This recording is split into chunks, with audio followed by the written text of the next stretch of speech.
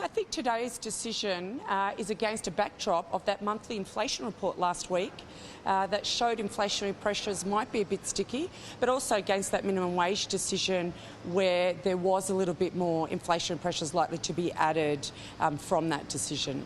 Was it a gutsy call from the Governor Lowe today? Look, I think it was a close call. I think it's an appropriate call, given that inflation is still well above the Reserve Bank's 2 to 3% target band. And the RBA's forecasts don't have inflation returning to that band until the middle of 2025, which is more than 2 years away. And what's more, even when it returns to that band, it's only brushing the top of that band. So the RBA, amid still low unemployment rate, still some inflation pressures possibly building, judging by the monthly inflation report, and possibly a risk of a bit of a pickup in public sector wages growth, has decided to step on the brakes again. So is this the peak of the cash rate in Australia?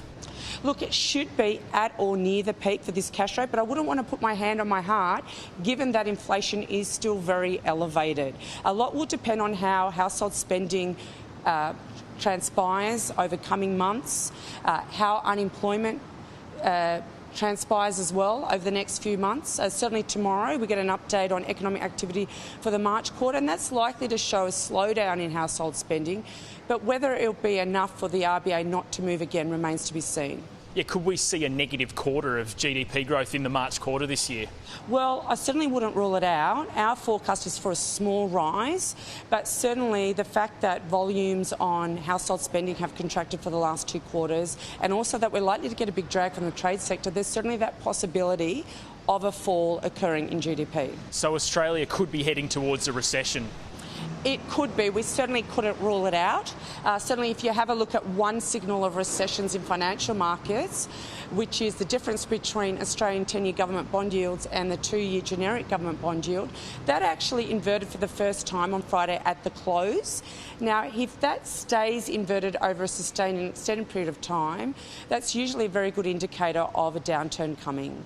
Another indicator is unemployment. We are at 3.7% in Australia, but is that rate likely to increase sharply towards the end of this year? Look, we do anticipate that unemployment rate will pick up. One, because the RBA is raising the cash rate to slow demand, and that'll then slow hiring activity with a lag. The second factor is that there's an injection of labour supply into the economy from the rapid recovery in net overseas migration.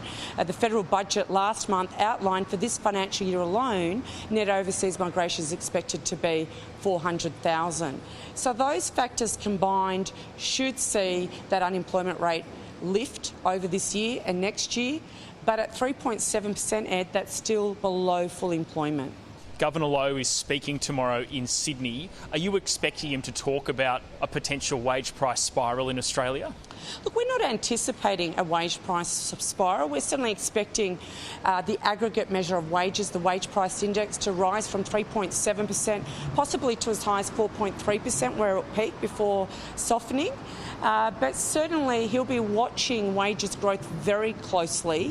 What he appears to be most concerned about is the fact that nominal wages currently is growing at 3.7% per annum against a backdrop of flat productivity growth. So what that means is that unit labour costs are rising rapidly, and that seems to be generating concern for the central bank. And what's the way to get productivity growth going again? Well, productivity requires many factors. It's complex and it takes time to get productivity growing again. One factor, for example, is encouraging dynamism among businesses, making it easy to enter and exit in terms of business creation and business closure. Digital innovation is another factor. There's many factors, but they tend to be factors that cause productivity to evolve over slower moving, I guess. And around the world, we're seeing central banks continue to lift rates, but do you think we're finally getting to the end of the rate hike cycle globally? Look, I think we're nearing the end of the tightening cycle. I think to say we're at the end is a pretty big call, given that even though inflation has peaked in most major economies, including in Australia late last year, it still remains high relative to targets or target bands. And so whilst it remains high relative to targets and target bands, it's still too early to say that the cash rates have peaked in the major economies, including the Australian economy. Besa Deda, thanks so much for your time. Thank you, Ed.